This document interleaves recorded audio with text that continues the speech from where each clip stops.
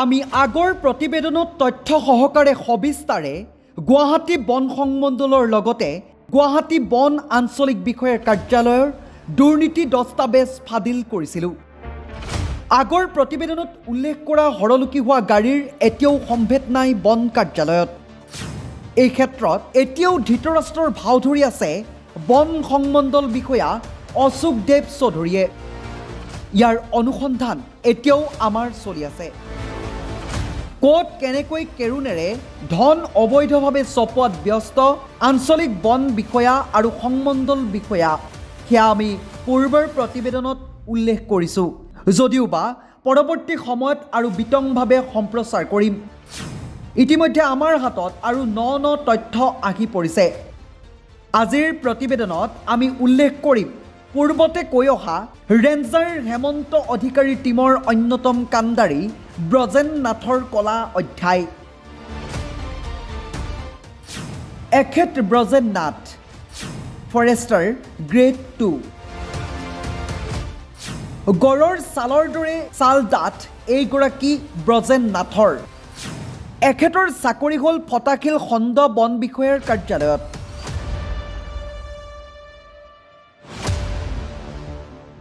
কিন্তু এখেত গুজেই গজালি হৈ বহিছে আঞ্চলিক বন বিষয়াৰ কাৰ্যালয়ত।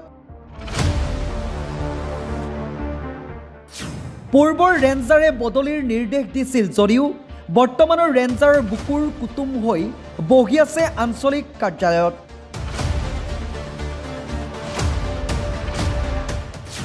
ৰ'ব, এখেত বুকুৰ কুটুম হোৱাৰ কাহিনীও বেলেগ। এখেত হৈছে ৰেঞ্জাৰ হেমন্ত অধিকাৰীৰ অবৈধ ধন সংগ্ৰহক। অভিযোগ অনুসৰি এইজন বনকৰ্মীৰ কৰ্মস্থলী এঠাইত, ছাৰে জিৰণি লয় এঠাইত। নিজৰ কৰ্মস্থলী এৰি এইজন বনকৰ্মীৰ কি কাম থাকে আঞ্চলিক বন বিষয়াৰ কাৰ্যালয়ত? কালেকশ্যন এজেণ্ট নে আন কিবা বিভাগৰ কাম কৰে এইজন বিষয়াই? অভিযোগ অনুসৰি ইটা ভাটা, কাঠৰ মিল আদি বিভিন্ন ঠাইত কালেকশ্যন এজেণ্টৰ দৰে টকা সংগ্ৰহ কৰে এইজন বনকৰ্মীয়ে। টীম হেমন্তৰ সক্ৰিয় সদস্য সজাগ প্ৰহৰী এইজন বনকৰ্মী ব্ৰজেন নাথ। এতিয়া কথা হ'ল, এইজন বন বিষয়াৰ ওপৰত বনমন্ত্ৰী বিভাগৰ বিষয়াই ব্যৱস্থা ল'বনে? সক্ৰিয় প্ৰহৰী কৰি ৰখা ৰেঞ্জাৰ হেমন্ত অধিকাৰীৰ ওপৰত কিবা ব্যৱস্থা লোৱা হ'বনে? এইজন বনকৰ্মীৰ আন বহু ন তথ্য আহি পৰিছে আমাৰ হাতত। আমি ফাদিল কৰিম সবিস্তাৰে কেনেকৈ চলি আছে গুৱাহাটী বন আঞ্চলিক বিষয়াৰ কাৰ্যালয়।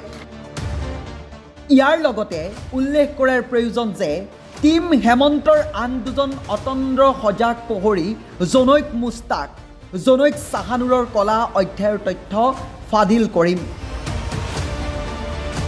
এওঁলোকে কিদৰে শুশ্ৰূষা কৰে ৰেঞ্জাৰ হেমন্ত অধিকাৰীক? ন তথ্য আহি পৰিছে আমাৰ হাতত।